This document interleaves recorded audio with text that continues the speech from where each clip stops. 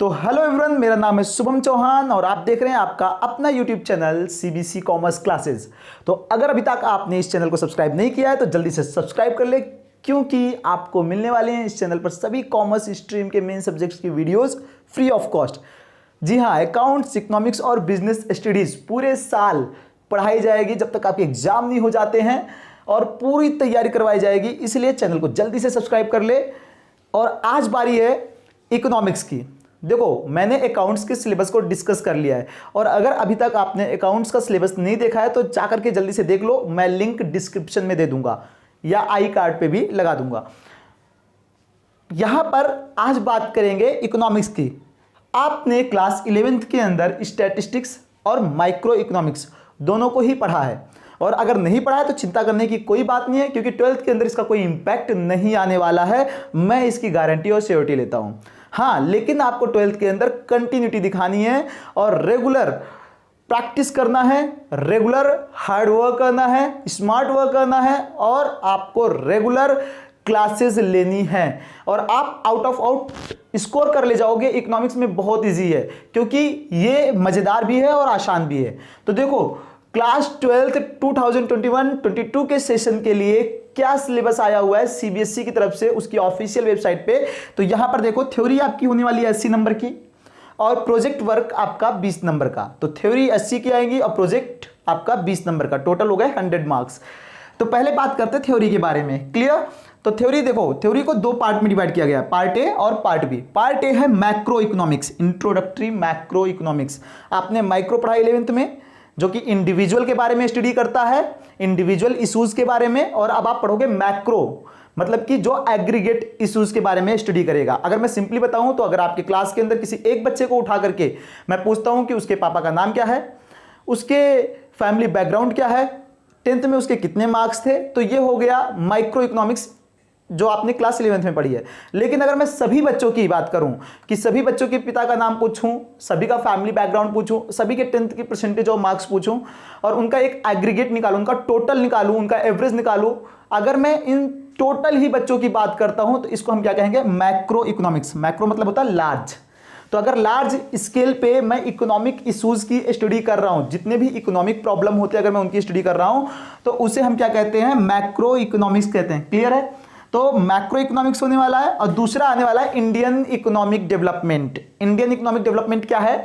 तो देखो, अपनी भारतीय अर्थव्यवस्था और इसका विकास मैं बताऊं तो क्लास ये बहुत ही मतलब कि बहुत ही इंपॉर्टेंट बुक है आपको अपने इंडियन इकोनॉमी के बारे में जानने के लिए कि आज़ादी से पहले हमारी इकोनॉमी कैसी थी, हमें अंग्रेजों ने कैसे ध्वस्त किया हमारे इकोनॉमिक सेक्टर को, चाहे एग्रीकल्चर हो, चाहे इंडस्ट्रियल सेक्टर हो, चाहे वो डेमोग्राफिक कंडीशन हो हमारा, ठीक है, ये सभी, चाहे वो मतलब कि कोई भी सेक्टर हो, फाइनेंस सेक्टर हो, तो इन सबको कैसे उन्होंने डिस्ट्रॉय किया। और उसके बाद जब हम 15 अगस्त 1947 को जब हम आज़ाद हुए तो आज़ादी के बाद हमने कैसे मतलब कि अपने आप को डेवलप किया, कौन कौन से पॉलिसीज लेकर के आई गवर्नमेंट, उनकी क्या कमियां रही या क्या उनमें फायदे नजर आए, कैसे हमने डेवलप किया और आज हम किस पोजीशन पे हैं। तो इन सबको हम क्या पढ़ेंगे? इंडियन इकोनॉमिक डेवलपमेंट के अंदर पढ़ेंगे।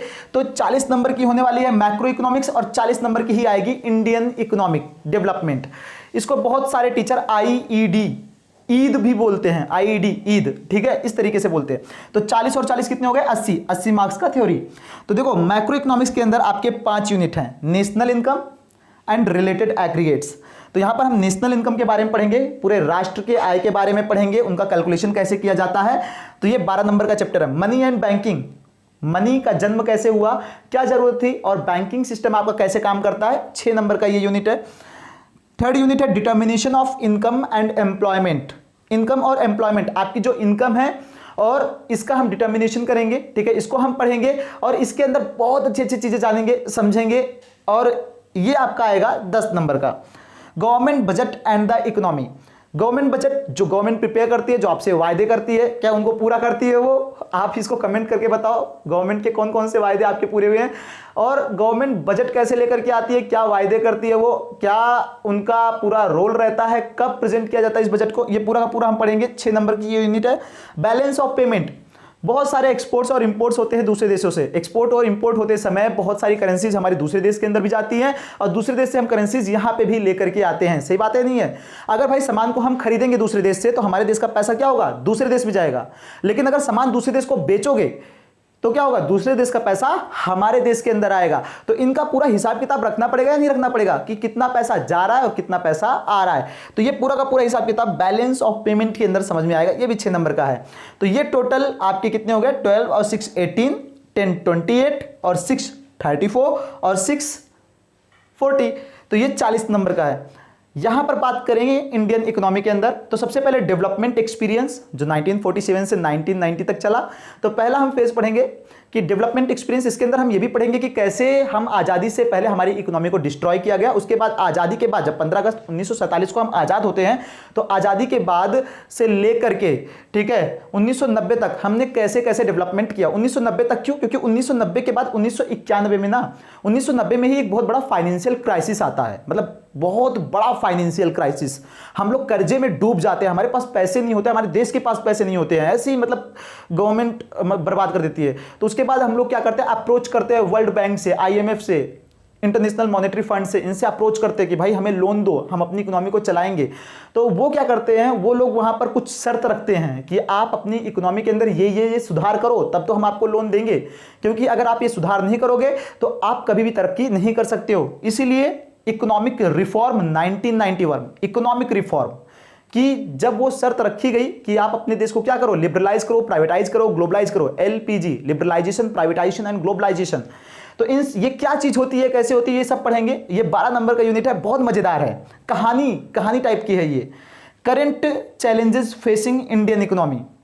तो आज जो करंट चैलेंज है, पॉवर्टी है, जैसे इंफ्रास्ट्रक्चर है, एग्रीकल्चर है, इनके अंदर क्या क्या प्रॉब्लम्स फेस कर रही है इंडियन इकोनॉमी, ठीक है, अपनी डेमोग्राफिक कंडीशन के अंदर, क्या एजुकेशन सेक्टर के अंदर, ठीक है, ह्यूमन कैपिटल फॉर्मेशन के अंदर क्या दिक्कतें आ रही हैं, कौन कौन से चैलेंजेस हैं, इनको कैसे फेस करती है, इनका सॉल्यूशन कैसे करती है, कौन कौन से स्टेप्स उठा रही है गवर्नमेंट, ये सब भी देखोगे आप। और ये टोटल है 22 नंबर का। ये यूनिट 22 मार्क्स का है। देन उसके बाद थर्ड और लास्ट यूनिट है development experience of India, a comparison with neighbours. तो हमारा डेवलपमेंट एक्सपीरियंस कैसे रहा आज़ादी के बाद से, और आज़ादी के बाद से जितने भी हमारे नेबर्स हैं, जैसे हमारे नेबर्स कौन है, लगभग अगर देखा जाए तो मेन जो नेबर्स है वो पाकिस्तान है, जो हमारे आसपास ही क्या होता है, आज़ाद होता है, और चाइना है, जो हमारे आसपास ही आज़ाद होता है। तो पाकिस्तान और चाइना, इनके साथ हम अपना कंपेरिजन करेंगे, ठीक है, और देखेंगे कि इनकी स्ट्रैटेजी क्या रही है आज़ादी के बाद अपनी इकोनॉमी को डेवलप करने की, और अपनी स्ट्रैटेजी क्या रही है, इनके साथ हम कंपैरिजन करके देखेंगे और देखेंगे कि हम अच्छे हैं या वो अच्छे हैं। आप बताओ, अच्छा इंडिया और पाकिस्तान के बीच में किसका अच्छा होगा, किसका डेवलपमेंट एक्सपीरियंस अच्छा होगा? कमेंट करके जल्दी से मुझे बताओ। और ये है आपका पार्ट बी, जो कि 12 नंबर का यूनिट 1 और 22 नंबर का यूनिट 2। तो 22 10 32 2 34 नंबर, और 34 और 6 नंबर का यूनिट 3, मतलब 40 नंबर। तो टोटल है 40 नंबर का माइक्रो इकोनॉमिक्स और 40 नंबर की है इंडियन इकोनॉमिक डेवलपमेंट। ये हो गए टोटल 80 नंबर पार्ट ए से। प्रोजेक्ट 20 नंबर का है आपका। प्रोजेक्ट फाइल आपको बनाना पड़ेगा, आपको टॉपिक प्रोवाइड किए जाएंगे, उस टॉपिक पे आपको रिसर्च करना है। सबसे पहले एक अच्छा टॉपिक चूज करना है, फिर उसके बाद आपको रिसर्च करना है, देन उसके बाद आपको राइटिंग स्किल दिखानी है, आपकी टेक्निक दिखानी है, उसको अच्छे से डेकोरेटिव तरीके से लिखना है। इन सभी चीजों के रिसर्च और राइटिंग वर्क के और आपकी जो डेकोरेटिव टेक्निक्स होगी, इन सब चीजों के मिलाकर के आपको टोटल मिलेंगे 12 नंबर्स। मतलब आपकी प्रोजेक्ट फाइल 12 नंबर की होने वाली है। और जो आपका वाइवा होगा, वाइवा जहां पे आप एक्सटर्नल के सामने बैठेंगे, एक्सटर्नल क्वेश्चन पूछेगा और आप आंसर देंगे। कैसे देना, इन सब की तैयारी मैं करवाऊंगा, इन सबको मैं बतलाऊंगा।